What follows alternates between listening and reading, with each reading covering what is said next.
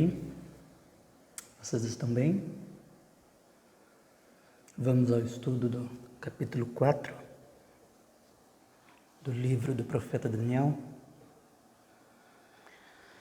Este capítulo nos ensina que a soberba precede a ruína e a altivez de espírito precede a queda. Esta experiência, narrada pelo seu próprio protagonista, no caso, o rei da Babilônia, Nabucodonosor II, que aprende uma lição sobre a soberania.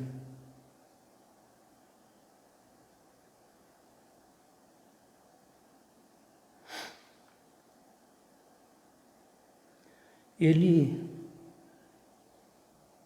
já tinha sonhado o seu primeiro sonho,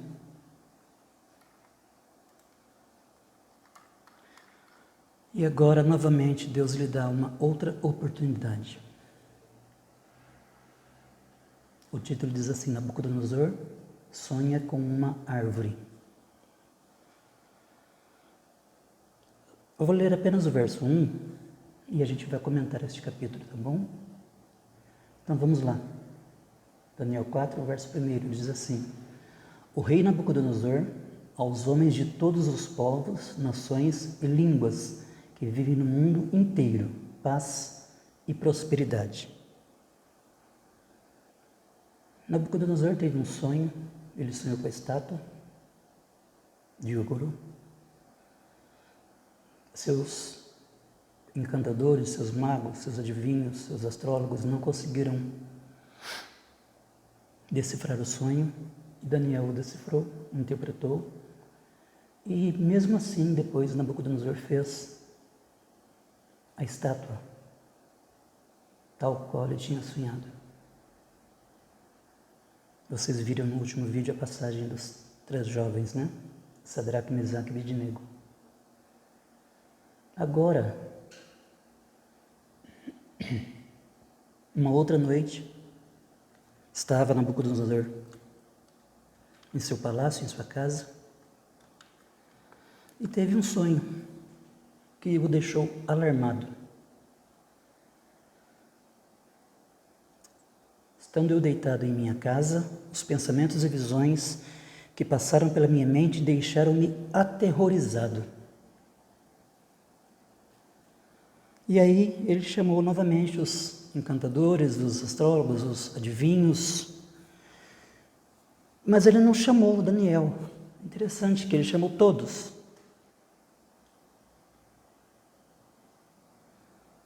Quando os magos, os encantadores, os astrólogos, os adivinhos vieram, contei-lhes o sonho, mas eles não puderam interpretá-lo. Por fim, veio Daniel à minha presença e eu lhe contei o sonho. Ele é chamado Beltesazar, em homenagem ao nome do meu Deus, e o espírito dos santos deuses está nele. Então aqui o próprio Nabucodonosor dá o seu depoimento, né? Dá seu testemunho. E quando ele chama Daniel à sua presença, Daniel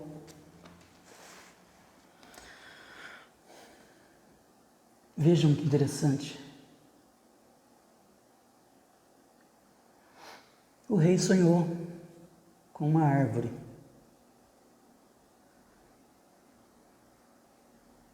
Ele está contando o sonho a Daniel.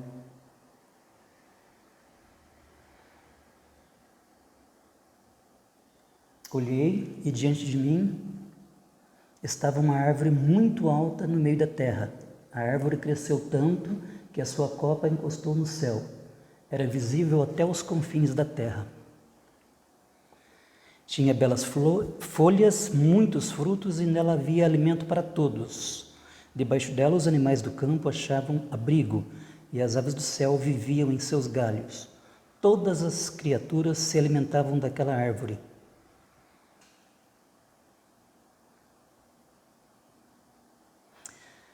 Então Daniel ficou estarrecido por algum tempo e os seus pensamentos o deixaram aterrorizado. Então o rei disse: Beltesazar, não deixe que o sonho ou a sua interpretação o assuste. Beltesazar, ou Daniel, respondeu: Meu senhor, quem dera o sonho só se aplicasse aos teus inimigos e o seu significado somente aos teus adversários. A árvore que viste crescer, que ficou enorme, cuja copa encostava no céu, visível em toda a terra, com belas folhas e muitos frutos, esta árvore és tu, ó rei. Tu te tornastes grande e poderoso, pois a tua grandeza cresceu até alcançar o céu, e o teu domínio se estende até os confins da terra. Agora Daniel está interpretando o sonho do rei,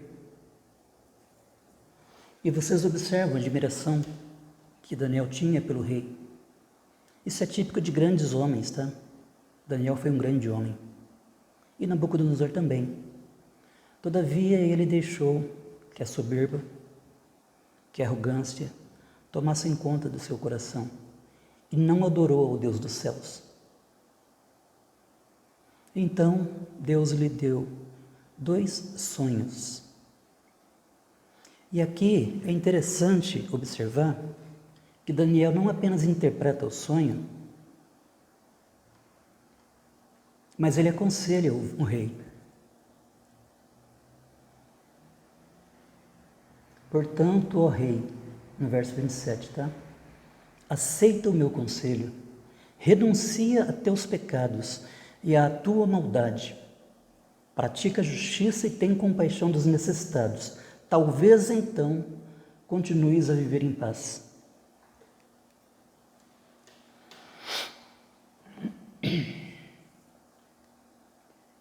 Nabucodonosor, mais uma vez, tendo o seu sonho interpretado por Daniel, mais uma vez não deu ouvidos à palavra.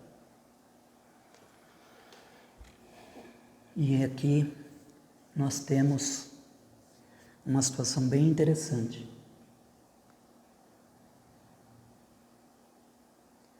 O sonho é realizado. Tudo isso aconteceu com o rei Nabucodonosor. 12 meses depois, Deus esperou 1 ano para que o coração do rei se voltasse para ele. Não aconteceu imediatamente após Daniel interpretar o sonho. Passou 12 meses. 12 meses depois, quando o rei estava andando no terraço do palácio real da Babilônia, disse: acaso não é esta a grande Babilônia que eu construí como capital do meu reino, com o meu enorme poder e para a glória da minha majestade? As palavras ainda estavam nos seus lábios quando veio do céu uma voz que disse: é isto que está decretado quanto a você, rei Nabucodonosor. Sua autoridade real foi tirada. Você será expulso do meio dos homens, viverá com os animais e comerá capim como os bois. Passarão 7 tempos, até que admita que o Altíssimo domina sobre os reinos dos homens e os dá a quem quer. A sentença sobre Nabucodonosor cumpriu-se imediatamente. Ele foi expulso do meio dos homens e passou a comer capim como os bois. Seu corpo molhou-se com o orvalho do céu, até que os seus cabelos e pelos cresceram como as penas da águia, e as suas unhas como as garras das aves. Ao final daquele período, eu, Nabucodonosor, levantei os olhos ao céu e percebi que o meu entendimento tinha voltado. Então louvei o Altíssimo, honrei e glorifiquei aquele que vive para sempre. O seu domínio é um domínio eterno. O seu reino dura de geração em geração. Todos os povos da terra são como nada diante dele. Ele age como lhe agrada. Com os exércitos dos céus e com os habitantes da terra. Ninguém é capaz de resistir à sua mão, ou dizer-lhe: o que fizeste? Naquele momento voltou-me o entendimento e recuperei a honra, a majestade e a glória do meu reino. Meus conselheiros e os nobres me procuraram, meu trono me foi restaurado e minha grandeza veio a ser ainda maior. Agora eu, Nabucodonosor, louvo, exalto e glorifico o Rei dos céus, porque tudo o que ele faz é certo e todos os seus caminhos são justos. Ele tem poder para humilhar aqueles que vivem com arrogância. Então, Nabucodonosor, um dos maiores reis da história antiga, teve seu primeiro sonho interpretado, teve o seu segundo sonho interpretado e mesmo assim não louvou ao Deus dos céus. Não deu honra a Deus, muito pelo contrário. Ele usou duas palavras que fazem referência única e tão somente a Deus. Glória e majestade. Toda honra, toda glória, toda majestade pertence única e exclusivamente ao Deus dos céus. Ele disse: acaso não é esta grande Babilônia que eu construí como capital do meu reino, com o meu enorme poder e para a glória da minha majestade? Essa foi uma afronta muito grande para Deus. E o rei Nabucodonosor teve problemas mentais. Imediatamente lhe foi tirado o reino. Ele, por livre e espontânea vontade, já sem o raciocínio, sem o equilíbrio mental que nós humanos temos, foi comer capim. Obviamente ele não estava abandonado numa floresta, tá? Eu quero que vocês entendam isso. Ele simplesmente ficou 7 anos vivendo entre os animais, como se fora um deles. 7 anos, aqui esses 7 tempos, tá? Que a sua Bíblia diz, se refere a 7 anos inteiros, como esse que a gente acabou agora, 2019, né? É muito tempo. Você passar 7 anos sendo molhado pelo orvalho, pela neblina da noite, por um motivo que para você pode ser simples, né? Por não ter dado honra e glória àquele que é digno. Então pense nisso, como está a sua vida. Você acha que você é o cara porque você tem dinheiro? Você acha que você dando grandes ofertas na sua igreja você vai para o céu? Você pode até comprar o seu padre, o seu pastor, o seu líder espiritual ou religioso. Mas Deus não precisa de você e muito menos do seu dinheiro.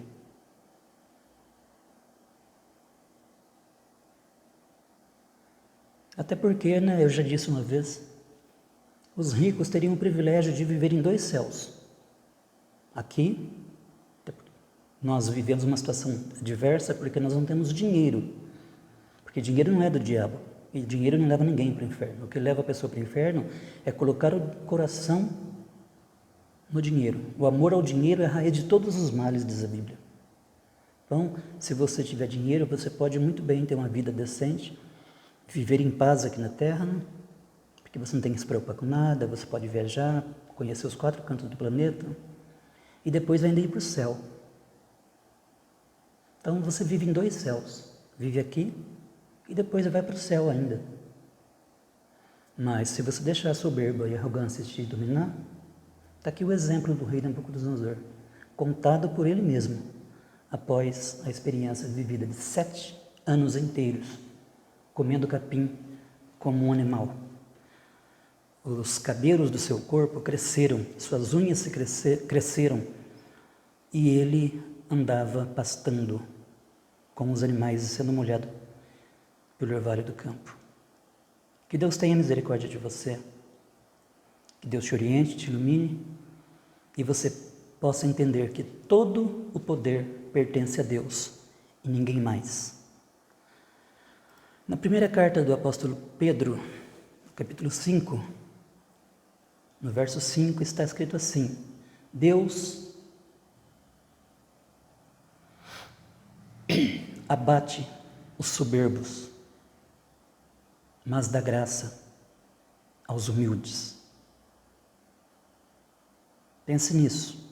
Deus se opõe aos orgulhosos, mas concede graça aos humildes. Deus te abençoe. Tenha uma boa tarde, um bom domingo. E vamos continuando com o estudo. Até o próximo vídeo, se Deus quiser.